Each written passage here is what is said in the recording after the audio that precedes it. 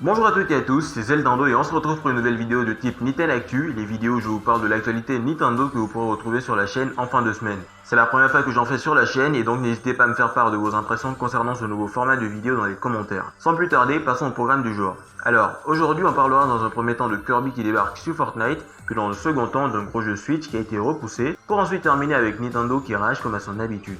Sur ce, commençons par Kirby qui arrive sur Fortnite.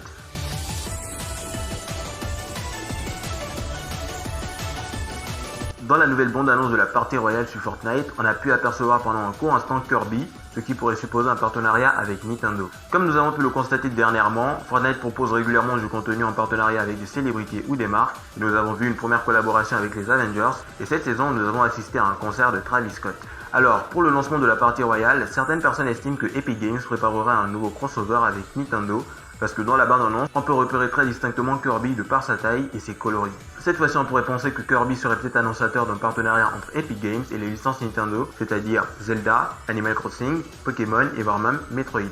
Et ce qui pourrait être intéressant, c'est que les joueurs de Fortnite s'orientent vers Nintendo et inversement. Même si Fortnite n'a rien à envier à l'univers de Nintendo mis à part les graphismes, ce serait plutôt une idée géniale. On pourrait aussi retrouver des skins inspirés de personnages Nintendo, tels que Link, les Inklings de Splatoon, ou encore Mario, voire même Bowser. Faire un partenariat maintenant apporterait du bénéfice aux deux firmes, surtout à Epic Games, vu les ventes incroyables d'Animal Crossing New Horizons qui se chiffrent à des millions d'exemplaires. Pour ma part, je crois que ce partenariat est une bonne idée. D'ailleurs, dites-moi ce que vous en pensez dans la fiche qui vient d'apparaître en haut à droite. On pourrait peut-être en faire un débat pour la prochaine vidéo Nintendo Actu.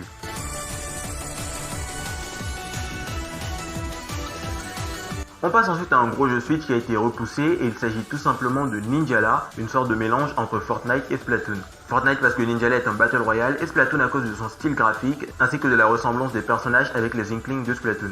C'était prévisible, pas forcément pour ce jeu, mais en cette période, de plus en plus de jeux sont retardés et parfois, ceux-ci avaient été annoncés pour des dates très proches, ce qui est malheureusement le cas de Ninjala. Le jeu avait eu droit à une bêta en fin avril durant laquelle il était possible de créer son avatar à partir de 7 personnages dont on pouvait personnaliser les cheveux, les accessoires, la couleur des yeux et tout un tas d'autres choses. On a aussi pu découvrir les armes proposées et l'une des maps dont j'ai d'ailleurs parlé dans ma vidéo sur les 9 jeux les plus attendus sur Switch en mai 2020.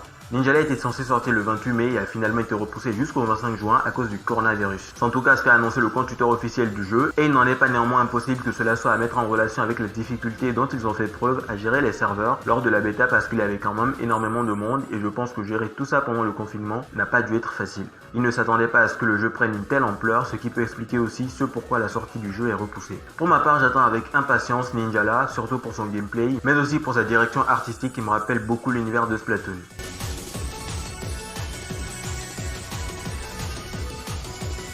Dernière news de cette Nintendo Actu, on parle de Nintendo qui rage. Cela fait maintenant quelques jours que les jeux Mario ont fêté leurs 35 ans et on s'attendait à ce que Nintendo prépare quelque chose de spécial, mais rien. La communauté a donc pris les choses en main et il n'y a pas si longtemps que ça, des fans avaient conçu un portage de la version complète de Super Mario 64 sur PC en 4K. Comme à son habitude, Nintendo défend férocement ses licences et a déposé une plainte contre ce portage de Super Mario 64 sur PC et en même temps on pouvait s'y attendre. Connaissant Nintendo, ils n'ont pas tardé à entreprendre des actions légales pour retirer le portage des différents sites et forums sur lesquels les liens de téléchargement du jeu avaient été partagés. D'ailleurs, Nintendo a confié le sujet au cabinet d'avocats américain Wildwood Law Group LCC qui évoque une œuvre dérivée non autorisée basée sur le travail protégé par les droits d'auteur de Nintendo. Les liens de téléchargement ont eux aussi été retirés, tout comme certaines vidéos YouTube montrant du gameplay de ce portage de Super Mario 64. Nintendo a raison de le faire, ça ne m'aurait pas plu qu'on me prenne aussi mon contenu sans m'en avertir et donc leur action est justifiée. Mais s'il y a quelque chose que Nintendo devrait retenir, c'est qu'ils doivent prendre leurs responsabilités et proposer du contenu au bon moment. Je veux tout simplement dire que Nintendo doit s'éveiller quand il le faut pour éviter des situations pareilles, parce que celui qui a fait le portage, il ne l'a peut-être pas fait dans le but de gagner de l'argent, mais juste pour permettre aux gens de découvrir Super Mario 64 avec de meilleurs graphismes. Et c'est en cela que je critique Nintendo.